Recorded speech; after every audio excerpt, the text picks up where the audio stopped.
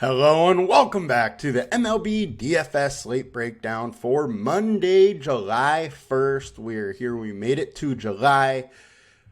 We got a nice week of baseball coming up. Today is a very short slate. We only have 3 games, and just a reminder, it starts super early. It starts at 12:07 Pacific time, 3:07 East Coast time. So make sure you get those lineups in, and you got to look at the video real quick today due to that. So let's get into it. We are going to start by going over the perfect lineups and the winning lineups from yesterday, then some stacks, or then some pitchers to consider, followed by stacks. But before we get all to that, come join us at LineStar. This is the absolute best time to get in if you do the yearly package. It gets you the entire year. You get all of football. You get all of basketball, which both are coming really quickly. And we have some nice updates to the platform coming out very, very soon. Now, let's get into this slate. Let's have a day and check it out. So, start off by going through the perfect lineups and going over to FanDuel. So, our FanDuel perfect lineup, we had Taj Bradley going absolute nuts. He went for 56. And this could have been higher because they pulled him at 5.2 innings, so he didn't get a quality start. He was at 99 pitches. He had 11 Ks. Dude was dealing yesterday. So congrats to those who had him. He definitely had a day. What isn't showing up here is Lance Lynn actually had a day as well. He just didn't score nearly as much, but being a lot cheaper there, he still got into the mid-high 40s and got it done. All right, so hitting wise, we had a 2-man raise stack and then all one-offs, but that doesn't really totally show what happened, as there were a couple very, very nice stacks to be had.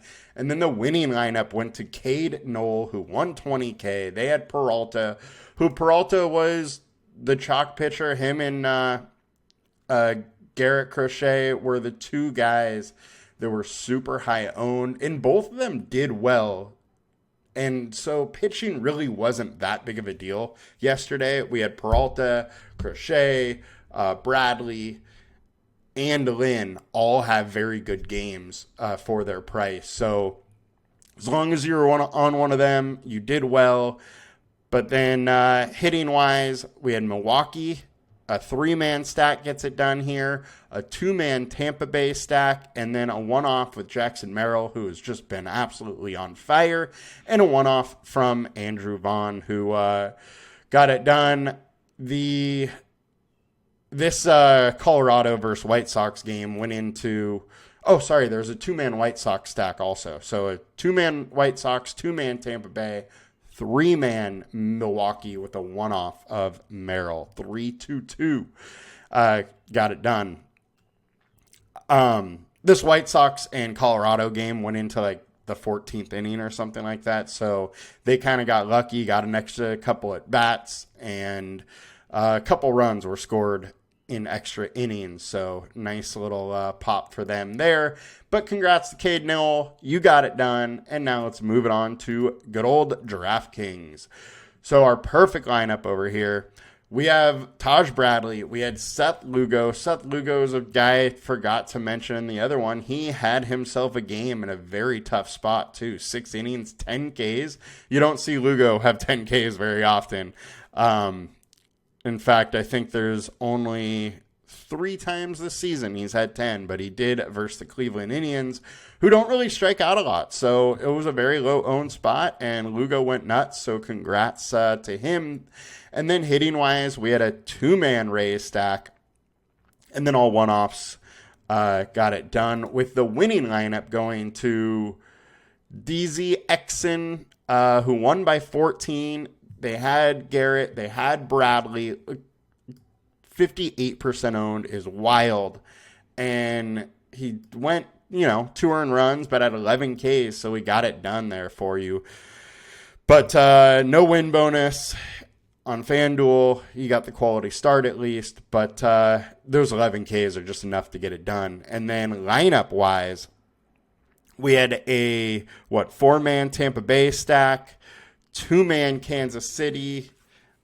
3-man Tampa Bay. I was counting Bradley. 2-man KC, 2-man White Sox. So once again, it was another 3-2-2-1 here on good old DK that got it done. So 2 interesting lineups. They won by 14, won by quite a lot in one of these contests. So congrats to them. Now let's get into today's slate. So it is a weird one, and you got to talk about some game theory here. Obviously, Milwaukee and Colorado are going to be hugely owned offensively. 11 total. It's in Colorado. Mid-80 temps. Winds are blowing out. Just slightly out. So it's really good hitting conditions. You got the Mets versus Washington where it's warm, but the winds are blowing slightly in. And then you got Houston versus Toronto, which is in a dome and not super hitter-friendly dome. So clearly the ownership is going to be on this Milwaukee and Colorado game. And if that's the case, you might need to get a little different. It is only 3 games. Anything can happen in baseball on a 1-game slate. Now let's talk about pitchers. Hunter Brown is pretty much in the best spot here. Hunter Brown or Mackenzie Gore. No surprise, those two are the highest owned. Hunter Brown has just been absolutely dealing lately. 2.99 FIP, 30% K rate, a 1.16 ERA over his last 5. That's compared to a 4.24 FIP over his last 20 and a 25% K rate. One thing is he is allowing a lot of stolen bases, so there is some room for teams to manufacture runs against him, even though he has been dealing. Does that happen today? I don't know. Toronto, they've been decent. 330 WOBA, only strike out at 18%. I think this is an interesting spot, an 8.5K. I definitely like him. However, his ownership is going to be high. And on a site like DraftKings, I think you are going to have to probably have one of Hunter Brown or Mackenzie Gore just for that upside.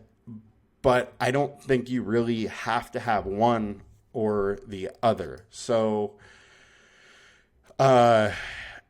it's a tough spot. I mean, those 2 pitchers are by far going to be highest floor, highest ceiling guys on this slate. I bet one of them is in the perfect lineup. Which one? I don't really know. One thing I would say is I don't know if I want to play them both together. If you play them both together, you're going to have to get different with stacks. It will make it so you have to play, say, a Washington stack or a Houston stack, and, you could have a one-off or something from Colorado, but you're going to have to hope that Colorado game goes under the 11.5 or under 8 or something. If you want to play both Gore and Brown together, you can definitely still get different, but it's going to be hard to get different if you play both those guys. Now, Mackenzie Gore, I think this guy is a stud, and he's been showing it. He did get roughed up versus San Diego. It is a hot San Diego team, though, and they were at home. All in all, though, he's been pitching great. 3.79 FIP over his last 20, 3.84 over his last 5. Almost 26% K rate over his last 20. Only worry here is fly ball, 53%, and he's facing a pretty hot Mets team. They've been hitting the ball well lately, and they hit lefties pretty well. 212 ISO, 346 WOBA. So it's not an easy spot for Gore, but he is a very solid pitcher with real solid ceilings. We can get 30 plus out of him. The one thing is he is a little hit or miss. He's given us 30 or he's kind of given us, mid-teens. So it's not out of the realm of possibility to want to stack against Gore and go with the Mets. I mean, he does have a 6.15 ERA over his last 5. Now, I think he's been pitching way better than that, and judging by the 3.84 FIP, that's how it appears. But we're on a very, very small slate. We're going to have to find some places to get different. And stacking the Mets is going to get you different. They're going to be a leverage stack. I do like Gore as a pitcher, though. And like I said, I think you probably need one of Brown or Gore on DraftKings. And then, choose wisely from the next. Now, the next four guys, to me, are all in very similar spots. David Peterson, guy has a 5.04 FIP over his last 5 starts, a 4.4 FIP over his last 20 starts. He is a decent MLB pitcher, but he's nothing to write home about. Now, he's also averaging 36% less fantasy points away. Washington's not striking out much versus lefties. They don't have very high WOBA.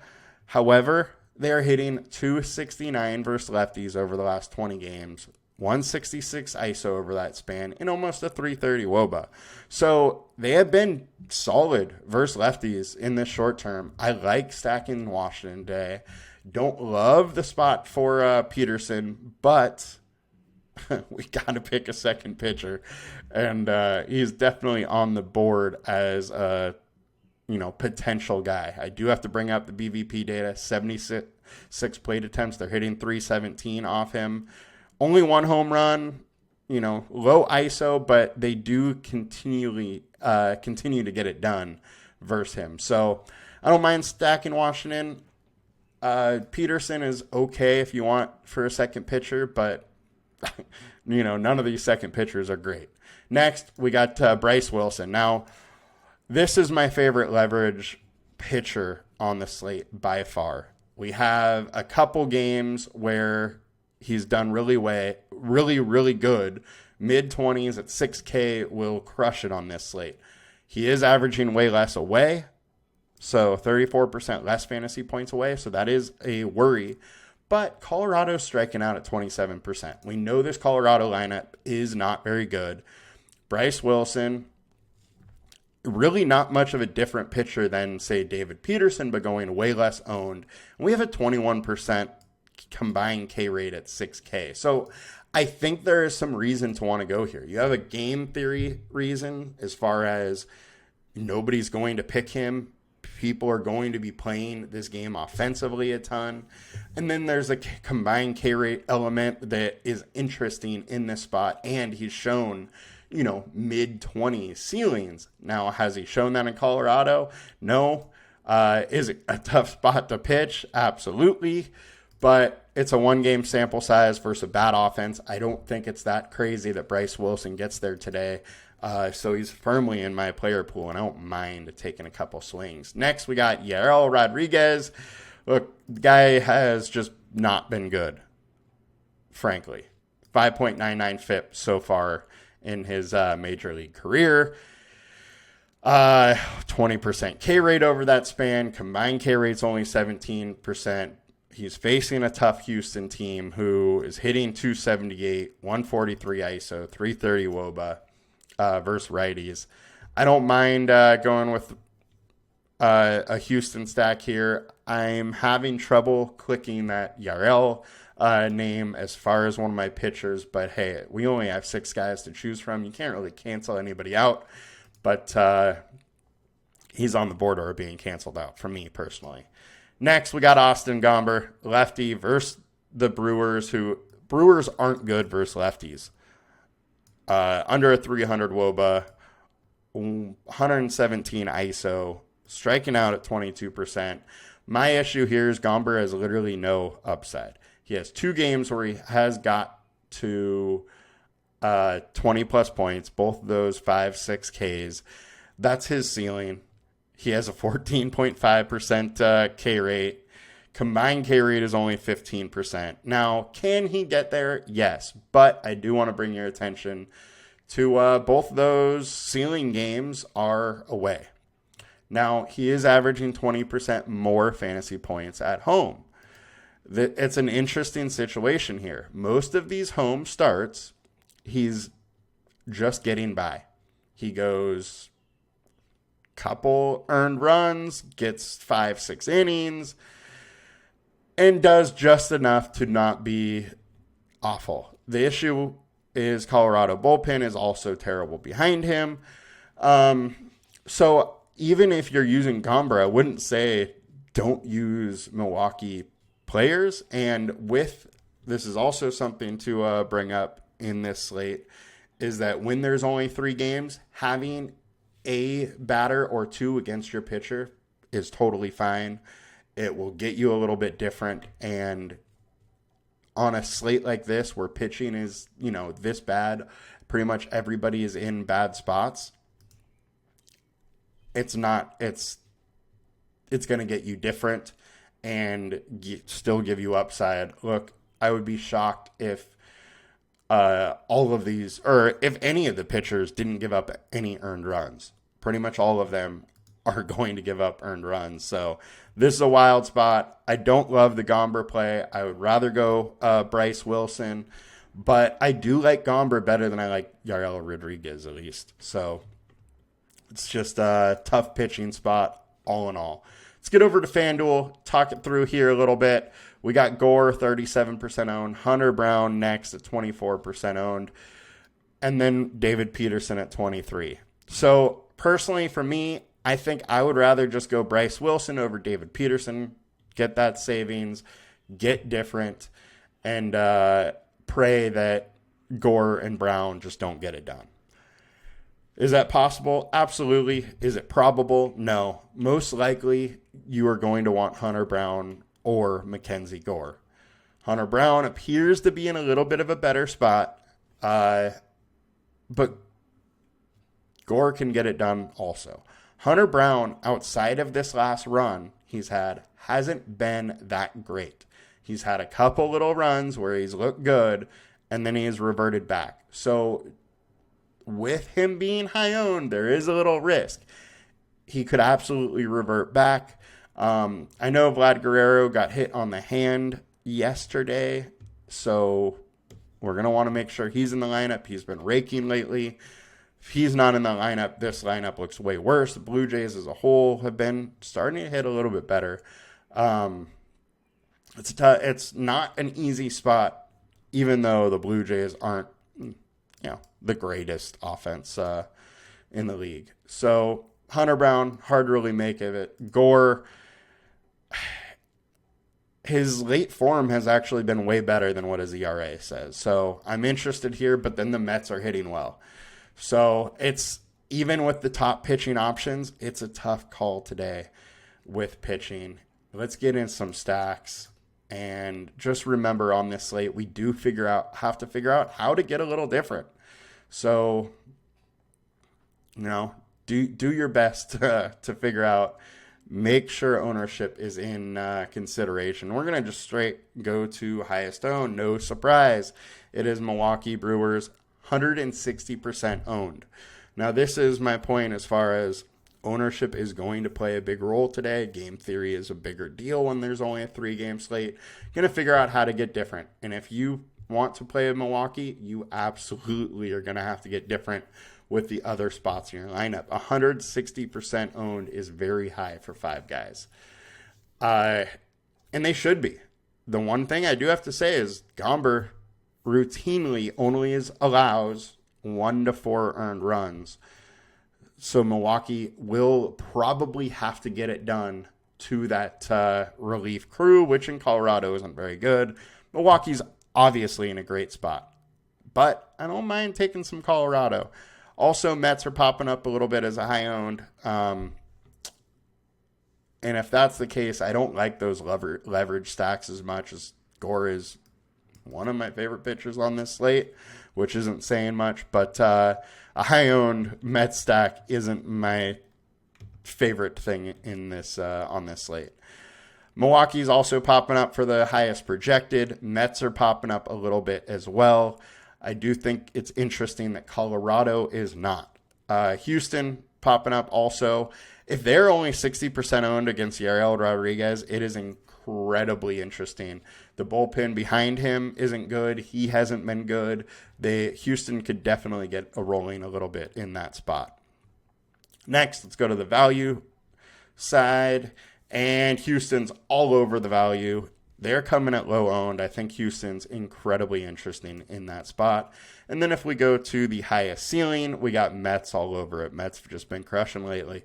So can't hate on that. I just don't love that it's against Gore and this type of ownership with a stack that I thought might be a little lower owned because of Gore. But, I mean, it's hard to find unowned players on this slate anyway. So, highest implied total, Milwaukee Brewers, 6.1. By far, you got Gomber, who allows a lot of hard contact. Bullpen's terrible. Makes absolute sense. Everybody's going here. Colorado, going much lower owned, I think is very interesting. If you're not using Bryce Wilson, they become interesting. Any pitcher can get hit in Colorado. This Colorado offense isn't good and still has a 5.4 implied total, and they usually are right around 5s when they're at home. Houston, 4.6, right around there, going under owned. The bullpen behind them is bad as well. Makes it very intriguing. Mets, 4.3, Washington, 4.3, and Toronto, 3.9. Toronto is going to give you big-time leverage as that stack is going to go low owned. Hunter Brown is going to be a higher owned pitcher, and he's been pitching way better than what he has for the last, 2 years that he's been up, or a year and a half that he's been in the major leagues. So does he revert back? Is there some regression back to the 4.25 FIP area today? Who knows? Definitely a little bit intrigued, but these are the things on this slate that you got to think about. You got to think about the leverage and pull the different levers to get different on this slate. So you can't really cross anybody out, but Washington is firmly in my stat consideration. Houston is firmly in. Colorado, Milwaukee, Toronto, all of them are. I think Mets might be going a little over-owned, but can't cut them out on this slate. So you guys, best of luck. Let's win some money. Hopefully I helped you figure out a way to navigate this slate. It is a little wild. Personally, I am playing way less than I normally do, and I'm going to just try and get a little different and hope I find that secret sauce. Have a good one, guys. Good luck. Let's make some money. Peace.